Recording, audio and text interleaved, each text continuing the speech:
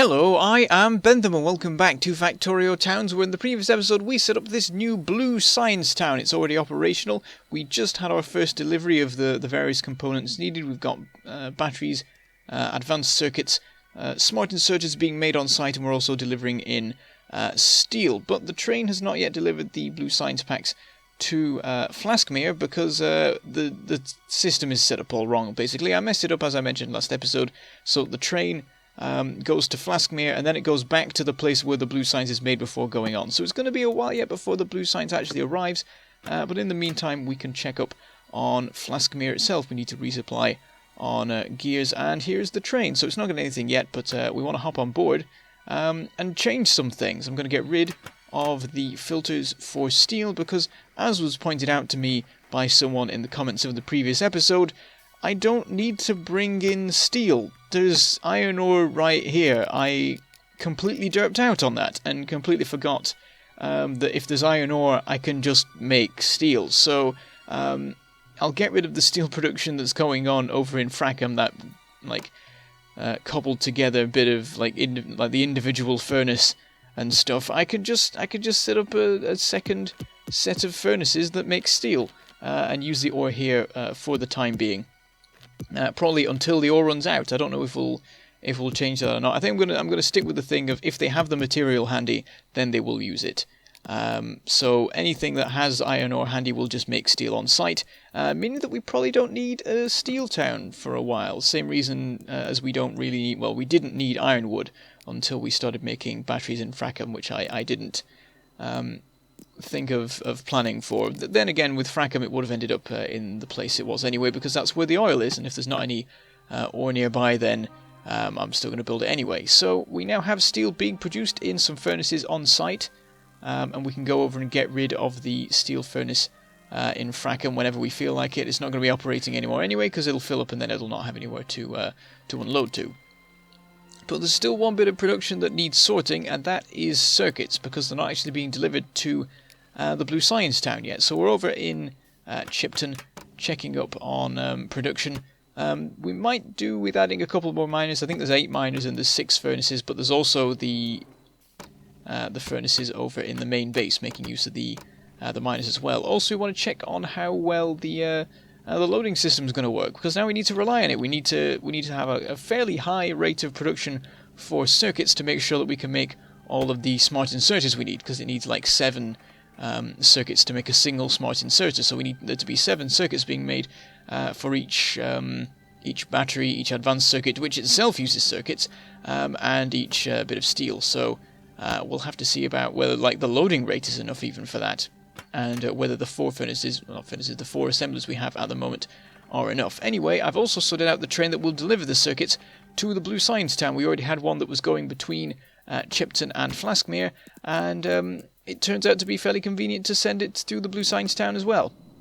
The way that I've arranged the rail system means that it'll go round the north route. It'll go just past Frackham. Yes, Frackham. There's too many names now. I'm starting to forget them. It'll have to go past Frackham to get to the Blue Science Town, but from there it'll go down to the south into Flaskmere, and it can't go via the south route because of how I've arranged the junction, but that is probably a good way to do it, because otherwise the train could pick an option and sometimes flip and sometimes not, and it would not necessarily go well. So there I am chasing it over to the Blue Science Town. I didn't consider at the time that I could have just cut across. The rails of the Blue Science Town out of Chipton run alongside each other, and it's a much shorter journey just to drive due east or due west to get from one to the other, rather than take the run by the rails. But I wanted to race the train, and because I followed the rails, I lost. But anyway, the train has arrived. I've brought it to a stop so we can work out the unloading area, because we don't have any unloading on this side yet, even though that is where all the loading and unloading should be happening for the Blue Science train. But I did it on the wrong side, not thinking, and now it has its slightly weird route. But we could change that. We could have the circuit train, seeing as it's going to Flaskmere anyway, it could also deliver some Blue Science packs. We could change that, and that would allow the supply train for the Blue Science Town to work a bit quicker and not have quite such a complicated route. Then again, if I did do that, that train would end up arriving in the southbound station anyway, and we would still have to change a bunch of loading and unloading stuff. So I don't know, I guess really I should have just had the southbound station as the one that did everything, but I wasn't thinking, and now the northbound station has a bunch of stuff in it, which means that it can only service well, the situation anyways, it can only service trains that are coming from Flaskmere for one reason or another, so that's something to bear in mind. And you expect, therefore, that I'm being very, very formal today, you would expect that the southbound station would get more use, because any station can access, well, any train coming from any other station would access it that way. So, the circuits are now being loaded in. We've got an unloading system. It is twice as big at least. There might be more storage space as the other unloading stuff, because of course it's far more important. For each one battery in each one advanced circuit, we need 7 circuits coming in. So we've got 4 inserters unloading, and that works out quite well because there are 4 loading inserters on the smart inserter production. And they're not running all the time, so that means the system can build up. The only thing now that we need to worry about is the train not being able to supply it often enough, and also there being an imbalance between the cargo wagons, because as it turns out, even though the train wasn't flipping before, the fact that I've added this new sort of detour station has not changed the fact that it doesn't flip. It actually, well, it does flip. It flips twice, which is what it was doing anyway. So it arrives in Flaskmere backwards, I think. But everywhere else it arrives forwards, I'm not even sure. But basically, it always comes around the same way around, conveniently. Or not conveniently, because it means that we don't spread things so evenly between the 2 cargo wagons. Sometimes it is actually a good idea if you've only got things, if you've only got one item and it's being loaded equally in both wagons. But anyway, we're over in Fracken, where I found that we have run out of plastic. The supplies of either light oil or heavy oil have built up. Probably light oil, that's usually what you'd expect. Because they've built up, the refineries have shut down, meaning no more petroleum gas is being produced. So what we need is advanced oil processing. A lot of people will fix the problem by making a solid fuel, but I don't like doing that because I don't really use solid fuel for any power-based stuff. Though considering how much oil we have, it probably wouldn't be that bad for me to use it. But I prefer to crack the heavier oil fractions into petroleum gas instead and be more efficient. And there is the research done. So next time we're in Fracken, we need to make sure to set up some chemical plants to do the cracking, and then we'll be able to have a continuous supply of plastic. Because for now we're surviving on 8 stacks of plastic that I quickly put into the system. They'd previously been in storage. I repurposed them, ran them onto the lines, but it'll only last so long. I think there's also a lot of build-up over in Redport, which will mean that it should last us a while, but I will need to make sure, probably next episode, to sort out the cracking situation. I did intend to do it this episode, but I sort of forgot because I was doing other things. So we're now over in Chipton once again, checking up on the situation, where I find that the loading rate is not great. But before I start messing with the numbers of furnaces and such, I spot that there are some power issues. It's not terrible, but it's not perfect either. We're running in like more than 3/4 power, but we're in the yellow, and we need to do something about that. So first of all, I check up on the mining operation in Southbridge, or the Southbridge portion of Chipton, or whatever I'm calling it, where everything seems to be okay, but the miners are almost all running, it would seem. So I decided to add a couple of extra miners just to make sure that we don't run out, because the last thing you want is having a power spiral, because the coal miners don't have enough fuel to supply the coal to the engines that give them fuel, and so on and so forth. So we'll add a couple more in, so coal should not be the issue. And then I need to make my way up to Colbury, but I decided to quickly run down to Flaskmere, where I've left my car, and then we'll drive that up because it's got some supplies in it. We may need some stone bricks or whatever.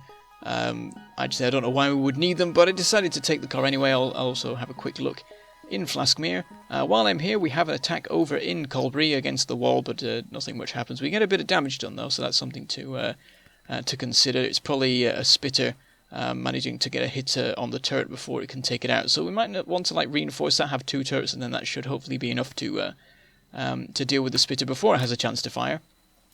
But also we'll check up on the situation with the blue science packs, and it's looking good. The previous shipment of blue science packs has not run out when the next one arrives, and hopefully that is indicative of how the system's going to continue to run, and we'll be seeing more of that. We had 4 of the labs run out before the shipment arrived, but that's not terrible. They were only off for a short amount of time, so I'm pretty happy with the science rate there. We're practically up to our maximum science rate already. Let's hope that we can keep it up. We'll have to make sure that we sort out the oil thing sooner rather than later. So over in Colbury, we'll check up on, first of all, the mining again, just to be sure. I didn't realise this at the time, but one of the miners actually runs out just as I'm leaving. I get rid of one that wasn't moving, but the other one was still moving, so I disregarded it. And then while I was leaving, the other one ran out as well. So there's only like 4 miners left now supplying Colbury. It's getting pretty low, and very soon we'll rely entirely on Southbridge. And this will be the first town where the raw materials that they settled here for have run out. The reason that Colbury is built here is because there's coal, and soon enough there won't be coal, and the reason Colbury is here will be because Colbury is here, and it's always been here, and it would not be worth it to move it. Which is sort of the concept I'm going for. That's what I want all the towns to be eventually.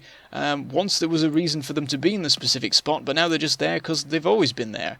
But yes, the reason, as it turns out, for the power issues was water. I have 3 pumps, which should be enough to supply them all, but it was all being funneled into one pipe, and it meant that there wasn't enough, the flow rate wasn't enough for it to work properly.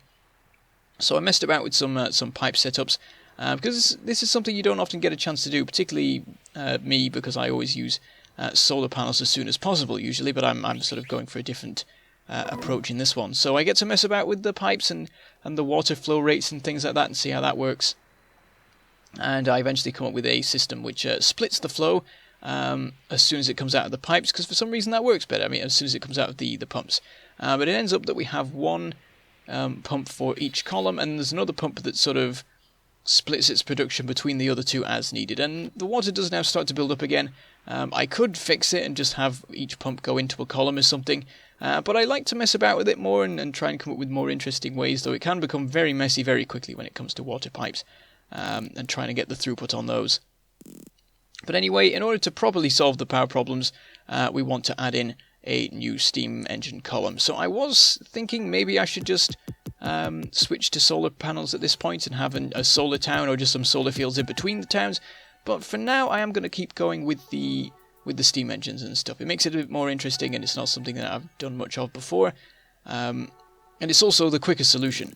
But yes, I was looking at the map a minute ago, and the pollution system situation is not great. It's expanding pretty rapidly, and the biters are advancing inwards pretty rapidly as well. We are going to have to deal with them pretty soon, which is why all the research that we're doing at the moment is military. As soon as we got advanced oil processing and it gave us sort of renewable, not exactly renewable, it extended the life of our oil production beyond like filling up like 4 tanks of light oil. I switched to any military research I could get my hands on. So I've done some power suit stuff, I've done some ammo, speed and more military research, researching tanks now as well, so we can see about building those, though we will need to make electric engines for that, which will be difficult. We'll have to have a town do that, or it might actually happen in Frackham, just because it uses lubricants, and I don't know if I could be bothered setting up lubricant pipes travelling from one town to another when the town where electric engines are made could be literally anywhere. I guess it would be the steel town that it would be in, because I think the steel town would have a couple of little bits of steel-based production, like engines and stuff like that, just because it'd be too fiddly and awkward to have them set up in each town where they're needed and things like that. Sort of like they are intermediate products, but sort of really high-level intermediate products like electric engines and things like that. Anyway, we're back now in Chipton to sort out the throughput issues. So it comes down to not having enough furnaces. We need to double them up or something to that effect, and then we'll have enough circuits hopefully being produced so that we can, so that it can get to the rear cargo wagons, because at the moment it's not getting past the first cargo wagons loading area, which is no good. We want it to be doubled up so that we can get double the unloading rate at the Blue Signs Town end. So I'm going to rejig entirely the furnace system, and I'm implementing a system that I can't remember if I've discussed it at all in this particular series, but I have in I think all my other Factorio series that are going on at this point. I'm changing my standard furnace setup to one where the input and the output run along the center, because I've realized that it's just better. It's objectively better in practically every way. There are only very few and minor ways in which it's a worse system. The main one is that you have to use long-armed inserters, so you more often need to have them on your person, which is really not that much of a bad thing. So we have the ore line going down the middle, going in, and then the plate line going out. And it's more compact, and it's neater, it's easier to manage the belts because there's no splitting or combining or anything. There's just one belt that goes in, one belt that comes out. It's even consumption on both sides. It's just brilliant. So now I'm going to use it for everything. So we're going to have 8 in total furnaces making the iron, and 6 in total making the copper.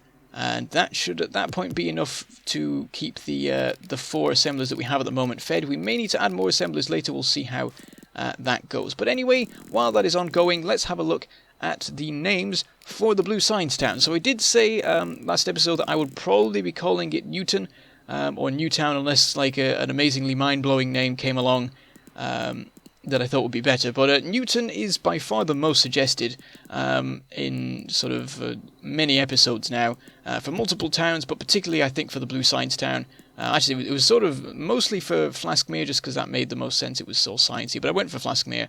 But yes, the names we have 70 names, and they are Blue Vale, Blue Bell, Blue Chips, Blue Triangle, Blue on the By, Blue Newton, Blueton, Blueberry, Blueberry Strudel, Blueberg, Blueborough, Blue Mere, Blue Water, Blue Sea, Blue Whale, Blue Flask, Bluetonia, Blueski, Bluegaria, Blueton, Cyanville, Cyandale, Cyan upon Cyans, Cyanmere, Cyanide, which I thought was quite clever, and Science, which is also quite good. I like all the Cyan ones. That's quite nice, and I probably would have gone for one of those if I did. Maybe I did. You don't know yet. We also have Azure Hall, Azureshire, Azuro. I also like those. Berylford, Cobalton, Cobalt City, Tealwick, Flaskvale, Flaskmire, Flasks upon Erlenmire, New Flaskmere, New Flaskton, Flask upon Mine, Flask Orion, which is sort of like an evolution of Flask on Iron, like people changing the pronunciation over time. And then, of course, we have Newton and Newtown, but also Neuton and Neutown, suggested by someone, a different pronunciation and spelling.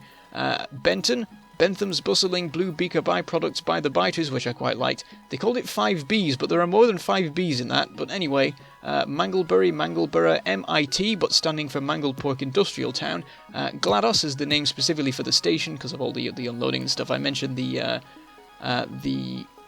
what it stood for in the previous name list.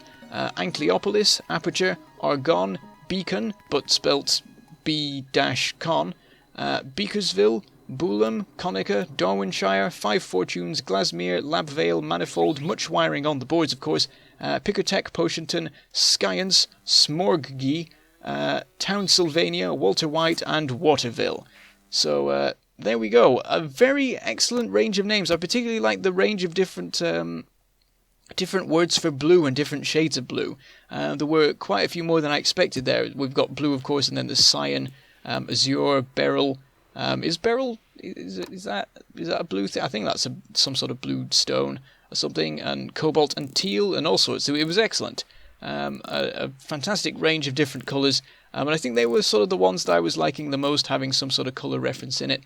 I consider some of the simpler ones like Blueton and Blueberry and things like that. But I think we're not just going to call it blue for that one. We'd call it something else if we went to call it that rather than calling it Newton, which was the favourite. But anyway, we'll sort out the nameplate at the end of the episode. In the meantime, we've had an issue over in Colbury. We had a biter attack on the pumps. It didn't actually hit the pumps because there was a turret there from a previous incident of that kind. But it is very worrying. The biters managed to sneak past this. It's like the one gap in the wall, and I've now plugged that gap, making use of the rapidly dwindling supply of stone bricks that we have left. I'm now smelting like the remaining supply of raw stone into stone bricks because of how urgent the supply need is. We will very, very soon have to sort that out. We've got 5 or 6 stacks of raw stone in reserve, and then everything else is now being turned into stone bricks. And I'm also taking the stone bricks out of the supply for concrete. We're ignoring concrete for now. We do still have plenty of that around actually, but we're forgetting that for now because we'll just end up like turning more stone into concrete and it won't go well. So yes, resupplying in the main base, and then we're making our way over to the Blue Science Town. But yes, we had that attack over in Colbury, so I've now fixed that because if we ever have that happen again, our power will die and that will not go well. So that's now fully protected. Anyway, let's put in the nameplate. We'll put it in this spot. It actually lines up really well with like the boundaries and like reaching the edges of stuff. So we'll put in the main plate. And in the end, I decided I'd go for the popular vote. I went for Newton. Everyone wanted it. It's been suggested episode after episode. So this will be the town known as Newton. I just have to work out how I do the W's. Do I have 1 or 2 or 3 in the middle? Tell me what you think about that, because I really can't decide how to get those W's. But yes, I can't even like list all the names that came up with it because there's just so many. But yes, there we go. The new town of Newton. So I should say goodbye. Thank you for watching. I shall see you next time.